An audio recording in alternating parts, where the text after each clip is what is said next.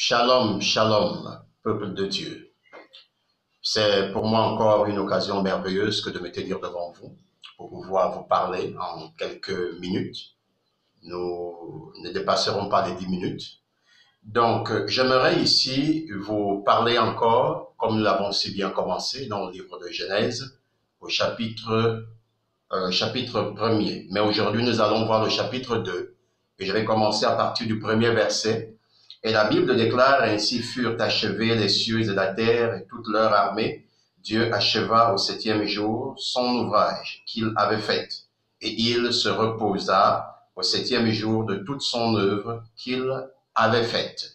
Donc, nous voyons déjà comment Dieu s'est reposé. Et puisque Dieu s'est reposé, lui qui est notre créateur, lui qui est esprit, et nous ne sommes que des humains faits de chair et de sang. Donc, ce qui est vrai, nous sommes également enclins au repos. Maintenant, je m'en vais donc vous dire qu'il existe deux genres de repos. Il y a une tendance, il y en a qui disent souvent qu'on ne vit qu'une seule fois, donc on est libre de faire tout ce que l'on veut parce qu'on ne vit qu'une seule fois.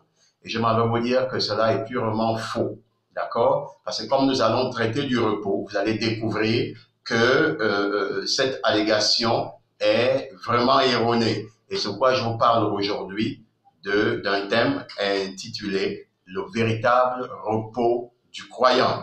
Le véritable repos du croyant. Et pour parler du véritable repos, c'est parce qu'il y a un repos qui n'est pas le véritable.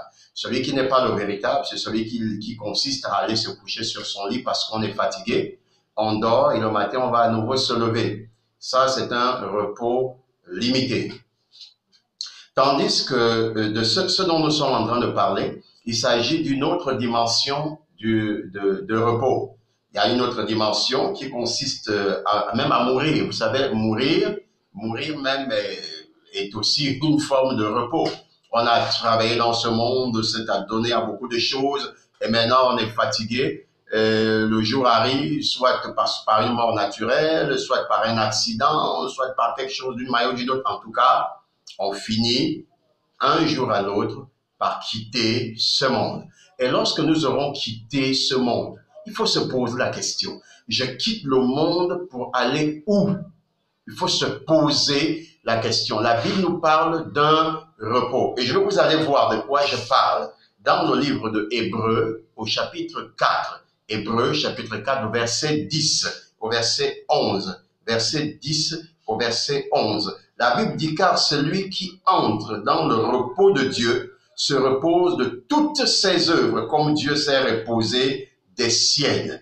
D'accord? Celui qui entre dans le repos de Dieu, c'est-à-dire le véritable repos, se repose de toutes ses œuvres. C'est pas à dire qu'il va encore se lever le matin, aller encore travailler. Non, tu te reposes. C'est la paix, la félicité, la joie éternelle. D'accord? Une joie qui transcende la compréhension humaine. Une joie qui relève du monde de l'esprit.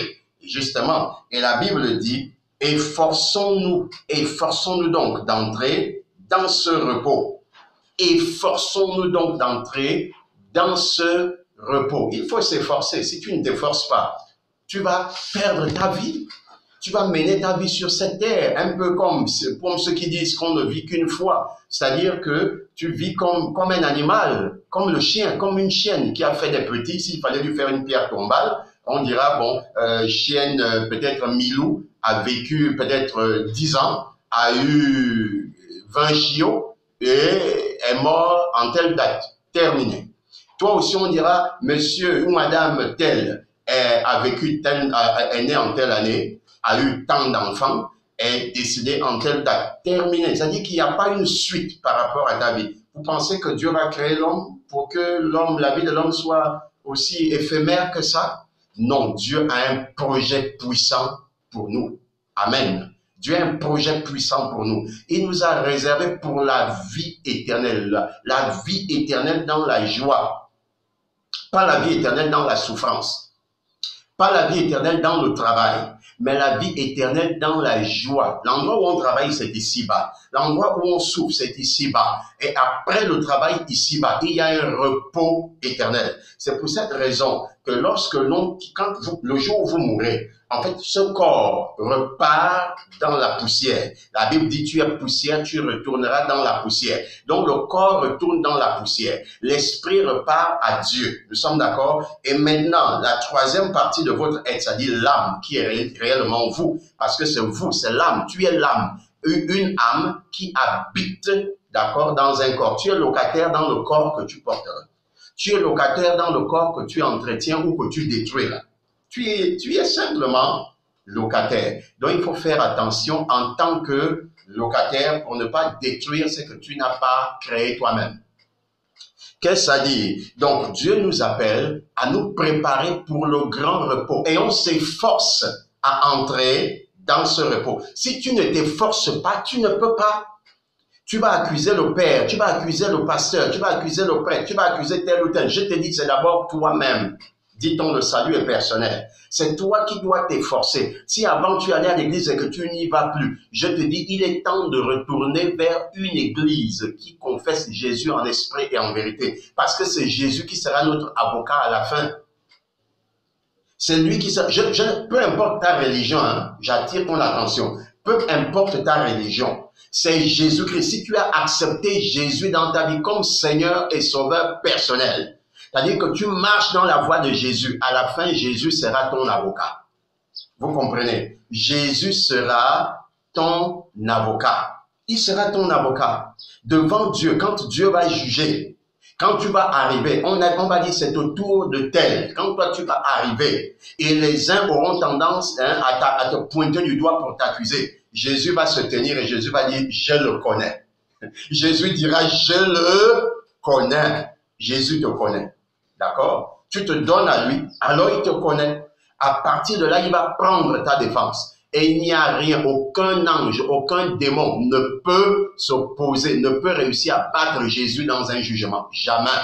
Je vous dis jamais. Et c'est celui-là qui sera ton avocat auprès de Dieu, auprès du Père, pour que enfin tu puisses hériter de la bénédiction du repos éternel que Dieu t'a réservé en Christ. Ce n'est qu'en Christ que ce repos-là existe. Donc, reçois Jésus dans ta vie pour entrer dans le repos éternel, le repos divin, le repos glorieux, celui qui t'est réservé. Dieu veut te l'accorder. Ne veux-tu pas hériter de cela?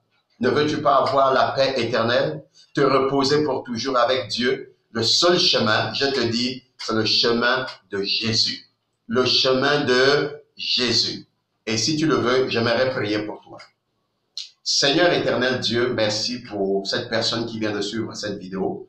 Je te prie, Seigneur, oh Dieu, que toi seul lui ouvre l'esprit et que dès aujourd'hui, qu'elle prenne maintenant la bonne décision, Seigneur, de te servir, de marcher selon ta voie et de t'accepter dans sa vie comme Seigneur et Sauveur personnel, afin qu'au dernier jour, qu'elle entre dans ton repos. Je vais te dire merci, Seigneur, parce que tu l'as fait. Au nom de Jésus-Christ.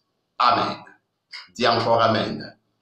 Et alors, frère ou sœur, sache que Dieu veut t'accueillir dans son repos. La seule chose, tu l'as compris, marche avec Jésus. Marche avec Jésus. C'est la seule chose pour avoir le repos. Donc, avant d'arrêter, de quitter cette page, s'il vous plaît, laissez-moi vos commentaires ou vos questions et par la grâce de Dieu, je vous apporterai plus d'ample précision.